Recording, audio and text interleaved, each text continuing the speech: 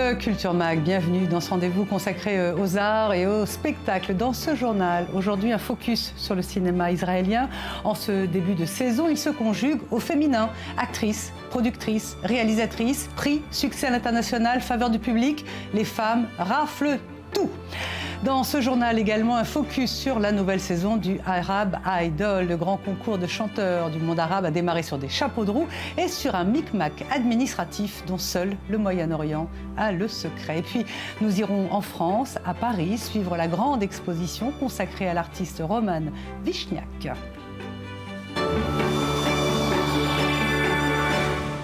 Voilà pour le sommaire. Merci d'être fidèle au programme de i24 News. Alors, le cinéma a-t-il un genre sexuel? Qui peut savoir? Le cinéma, en tout cas, passe par des phases, par des tendances. Et la toute dernière tendance en Israël, eh bien, c'est la tendance femme. Le Culture Mag est allé aux Ophir Awards, c'est à peu près l'équivalent des Césars et des Oscars israéliens, pour vérifier. Et de fait, elles ont tout raflé, comme nous l'explique Shahar Peled avec Sandy Fortis, deux femmes. Tiens. 2014 fut l'année des femmes dans le cinéma israélien, une consécration qui atteint son apogée lors des Ophir Awards. Talia Lavi n'est pas la première femme à remporter le prix du meilleur réalisateur en Israël. Elle est toutefois le symbole d'une nouvelle époque qui restera gravée dans la pierre. Au cours des 3 dernières années, j'ai donné mon feu vert à 14 films écrits ou réalisés par des femmes. Il était temps, avec toutes ces femmes qui sortent diplômées d'écoles de cinéma. Et puis aujourd'hui, peu importe l'ampleur des plateaux, les femmes sont de vrais leaders. Elles peuvent diriger toute une équipe et réaliser des longs métrages de qualité. Talia Lavi a aussi raflé le prix du meilleur scénario pour son premier film, Zero Motivation, dans lequel l'actrice Shani Klein interprète une femme officier dure et ambitieuse. Le scénario est très féminin. Je pense que si un homme avait réalisé ce film, le résultat serait très différent. Le point de vue exposé dans le film est celui d'une femme. Les hommes ne peuvent pas le comprendre de la même façon. 38 films israéliens sont sortis cette année, un record pour le cinéma local. Presque un tiers d'entre eux étaient réalisés par des femmes. L'actrice Shelley Goldenberg, connue notamment par le public israélien pour sa participation au film culte Halakha en 1978, souligne cette remarquable évolution. Halakha a été écrit par un homme et une femme, mais c'est lui qui a réalisé le film. Et ensuite, Sharon Elinor et Avi Necher ont produit des films ensemble, mais c'est lui qui en était le réalisateur. Et aujourd'hui, peu importe où on se trouve, ceux qui écrivent produisent. Le plus grand prix des Ophir Awards cette année a été décerné à Ronit et Shlomi Elkabetz pour leur film Get, le procès de Viviane Amsalem, qui raconte les difficultés d'une femme à divorcer de son mari. Pendant des années, les femmes se sont battues pour obtenir une place et elles semblent aujourd'hui avoir réussi. Chaque année, on voit leur succès dans tous les domaines et au cinéma. C'est merveilleux parce que leurs films sont désormais financés et les femmes peuvent enfin s'exprimer. Malgré tous les défis, l'industrie du cinéma israélien tourne une page et offre aux femmes la possibilité de prendre les choses en main dans l'espoir de devenir un jour un vrai modèle pour le monde entier. On va rester au Moyen-Orient avec vous, Sandy Fortis. Bonjour. Alors, la nouvelle saison de Arab Idol a démarré. Chaque samedi soir, plus de 100 millions de téléspectateurs restent accrochés à leur écran pour suivre les aventures de ces candidats. Et pour savoir surtout qui va succéder à Mohamed Assaf. Et alors, il semble que cette année, la sélection soit du très bon cru. Exactement. Alors, pour avoir un petit aperçu, Arab Idol, c'est ça.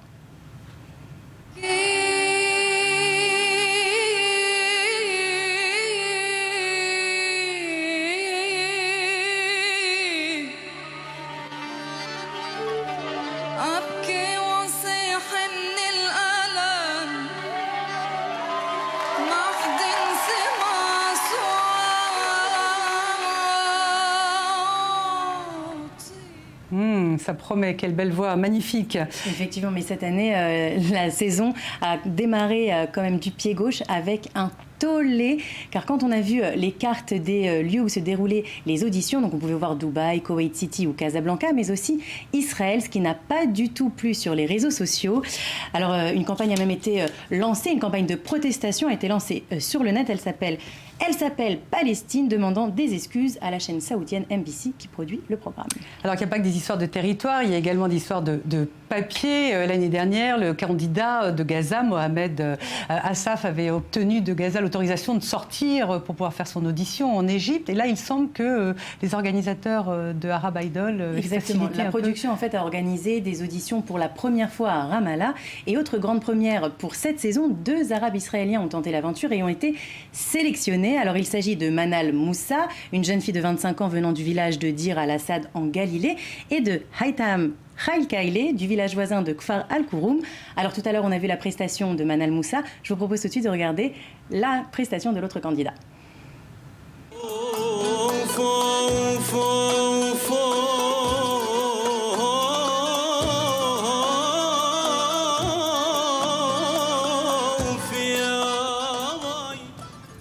Donc ce sont 2 candidats israéliens arabes qui participent à Arab Idol numéro 3. Pour eux, ils défendent ce qu'ils disent, les couleurs êtres de la Palestine, bien qu'ils habitent en fait en Israël. C'est quand même un peu compliqué tout ça. Et ce n'est pas tout, c'est encore plus compliqué parce que l'émission se tourne à Beyrouth et tout Israélien, donc détenant un passeport israélien, a l'interdiction de se rendre au Liban.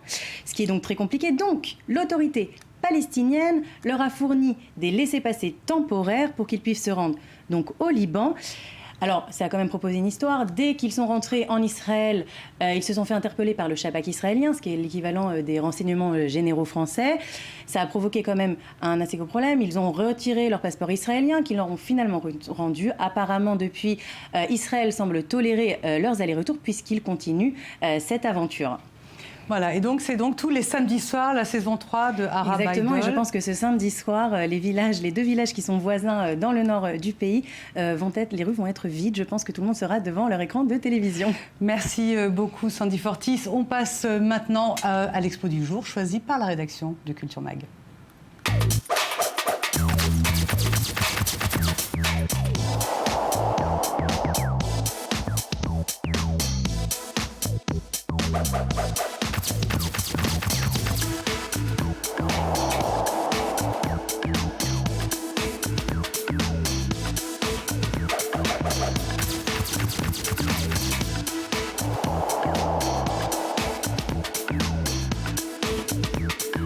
Roman Vichniac, initié à l'art de la photographie depuis son plus jeune âge, a, plus qu'aucun autre photographe, influencé notre image de la vie juive en Europe orientale. Né en Russie, il s'installe à Berlin en 1920 où il sillonne les rues armé de son Rolleiflex et de son Leica. Avec la montée du nazisme, les signes précurseurs de la terreur deviennent rapidement l'un des axes de son travail. On lui doit des centaines de photos sur les communautés juives d'Europe avant, pendant et après la Seconde Guerre mondiale. En 1941, il débarque à New York et ouvre un studio photo où il immortalise des célébrités telles que Marc Chagall ou Albert Einstein. Il poursuit en parallèle ses recherches pionnières dans le domaine de la photomicroscopie. L'exposition de Berlin à New York 1920-1975 retrace son œuvre sur plus de 5 décennies. Plus de 200 clichés, dont certains inédits, représentant le travail de Vichniac depuis ses débuts à Berlin jusqu'à l'après-guerre aux États-Unis. De la musique maintenant, de la musique spirituelle. Avec nous sur le plateau Shmoulik. Bonjour Shmoulik, vous avez de nombreux fans, mais je vais quand même vous présenter. Vous êtes donc musicien, vous êtes artiste hip-hop, vous êtes graffeur, producteur, vous êtes né en France, notamment à Sarcelles, en banlieue parisienne, et puis ensuite vous êtes parti à New York, à Brooklyn, vous avez une espèce de révélation mystique, et désormais vous vivez en Israël. Et vous suivez surtout la voie juive, de l'orthodoxie juive. Je voudrais savoir, Shmoulik, d'abord merci d'être là. Comment est-ce compatible le hip-hop, le rap et puis la vie spirituelle juive orthodoxe chassidique? Le hip-hop est un moyen d'expression, d'accord, au travers la musique, au travers la danse, la poésie, le graphic art. Le judaïsme aussi, c'est un moyen d'expression. Le judaïsme, tel que je l'entends, ou tel qu'on l'entend, en tout cas dans l'orthodoxie chassidique, c'est quelque chose qui nous permet de mieux comprendre le monde et tout ce qui nous entoure. Donc automatiquement, on est ouvert, Ça veut dire que dans vos paroles, vous essayez de faire passer un message spirituel Oui, bien entendu. J'ai lu quelque part, vous avez dit c'est du rap avec des petits morceaux de Torah dedans. Ouais, c'est vrai. Une des facultés que l'on a justement chez les Lubavitch, c'est de prendre le monde tel qu'il est et d'essayer d'aller chercher un peu l'étincelle que chaque chose contienne pour pouvoir la faire ressortir et l'élever, pour faire en sorte que ce monde soit meilleur à la finale. Et, vous avez du boulot. On a du boulot, bien évidemment, mais beaucoup de travail a été accompli depuis 2000 ans que le peuple juif est en exil, parce que le fait qu'il ait été en exil, ça a permis justement qu'il élève de partout dans le monde les choses.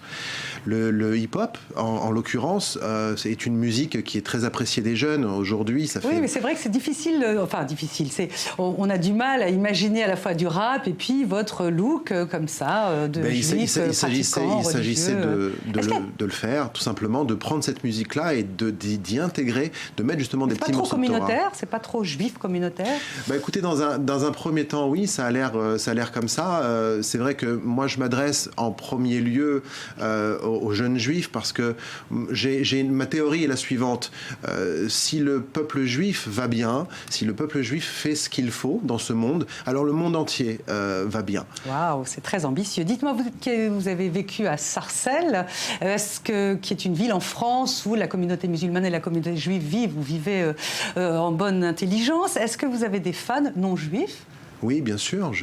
Je travaille avec les non-juifs, je travaille avec le milieu hip-hop américain, londonien, parisien, des gens qui organisent des événements pour le hip-hop international. Je fais partie de leur staff de graphic artistes. Donc je travaille avec tous ces gens-là, ils savent exactement ce que je fais également pour le hip-hop chassidique, le hip-hop juif. Donc il y a un respect. Pourquoi ? Parce que je ne galvaude pas le hip-hop. Vous respectez les règles. J'ai une petite question. Je ne m'en amuse pas. Est-ce qu'il y a des femmes dans votre public ? Bien évidemment. Oui. Oui, ma femme, la première. Et il y a des femmes, il y a beaucoup d'enfants, il y a des personnes âgées, il y a bien évidemment des jeunes, des teenagers. C'est assez... Moi, j'ai été le premier surpris de voir qu'en concert, des enfants venaient me voir après le concert, répéter les paroles, ou même des anciens, des seniors qui venaient et qui me disaient « J'ai tout compris, tout ce que vous avez dit, c'est fantastique ». Bien entendu, les jeunes, etc., il y a le rythme. Le public n'est pas séparé, il n'y a pas les femmes d'un côté, les hommes de l'autre, rassurez-moi. Non, pour l'instant, si vous voulez, on ne procède pas de la sorte quand on fait un concert. Les gens sont assis, donc il n'y a pas besoin de séparer. Je ne vais pas chanter dans des boîtes de nuit non plus. Alors, une autre question. Vous êtes donc un artiste multitalent et vous développez beaucoup les arts visuels. C'est très important pour vous. Comment vous séparez les choses ou comment vous les unissez au contraire ? En fait, je ne les sépare pas, je les unis. C'est-à-dire que comme la musique est un mix de sons, de textes, de séquences qui nous permettent de créer des harmonies, des chansons, le graphic art, c'est également un mix de textures, d'images, de photos, de typographie. Et moi, j'aime bien m'en amuser. Comme je sample de la musique pour créer ma musique aujourd'hui, je sample des images pour créer d'autres visuels. C'est une espèce de pop art, mais dans lequel je m'amuse à y intégrer de la philosophie juive, parce que la philosophie juive, elle est pour moi intéressante de par le fait qu'elle est vieille et elle est éternelle. Donc c'est des messages qui peuvent perdurer. Voilà. Merci beaucoup. Alors vous avez eu la gentillesse d'enregistrer un morceau pour nous dans les studios d'I24 News qu'on va écouter, et c'est de la reprise de La Force des Miens. Oui, c'est La Force des Miens. On va regarder ça. Merci beaucoup, c'est la fin de ce journal. On va se quitter avec vous en musique. Merci Shmouly. Et grandi dans le 95, un soleil gris du dimanche au samedi, le Peugeot BMX sur l'allée Vincent d'Indy. Au bout de ma rue, on apprenait des proses, fables, poésie, au primaire, Jean Mermoz. Je voyais pas si élaborant son ministère. Je l'appelais Paris, me disant que son nom était un mystère. Nos aires de jeu étaient en terre battue. Pattes de baseball, les matchs de fou, on continue. Dans nos cantines, ça riait haut et fort. Je mangeais avec Jamel dans les tables sans porc. Départ pour le collège et mes meilleurs amis. Nos vies ici, on les dédie à Marga, Dina, Samy. Et si j'oublie d'où je viens, je ne saurais où aller. La force des miens, c'est ne jamais oublier. La force des miens, c'est la mémoire de mes ancêtres. Un temps pour renaître et ne jamais renoncer. La force des miens, c'est toujours croire en cette quête. Un temps pour méditer, un temps pour être plus sage. La force des miens, c'est de ne pas croire en des images. Un temps pour vivre, un temps pour partir. La force des miens, c'est croire qu'en haut il y a un avenir. Je rêve de Brooklyn avec virée sur Manhattan. Je découvre le graphe, l'échappe pile, promis Tracy Chapman. J'échappe bas au Hachem, au châtiment. Me perdre dans la rue, trop facile pour un enfant. Mon continent, c'était la vieille Europe. Presse, musique, vidéo, direct j'ai focus sur New York. Crown Heights, Kingston, horizon inconnu. Je visite le quartier général des chapeautés barbus. Rsidim, Chabad, Rabbi, Lubavitcher. Je me nourris de Nigunim, Dorsch et Mendy Prager. C'est la bagarre pour trouver du boulot. Je suis designer et je fais la plonge dans un resto. J'investis donc dans le son et dans le style américain, ouais, le choc de l'exil. L'exil, ça fait 2000 ans que ça dure. La force des miens, c'est de croire au monde futur. Un temps pour se perdre mais ne jamais oublier. La force des miens, c'est la mémoire de mes ancêtres. Un temps pour renaître et ne jamais renoncer. La force des miens, c'est toujours croire en cette quête. Un temps pour méditer, un temps pour être plus sage. La force des miens, c'est de ne pas croire en des images. Un temps pour vivre, un temps pour partir. La force des miens, c'est croire qu'en haut il y a un avenir. Fini Brooklyn et les petits jobs sur Manhattan. Mon futur, Israël, près du tombeau de Dan. Âme divine contre âme animale. J'enfile un de s'il veut faire le bien, repousse le mal. Face à moi-même, seul au centre du monde. Or Gabriel, Jérusalem, positif sont les ondes. Je sonde l'endroit, design panorama. Farmringen, Torah.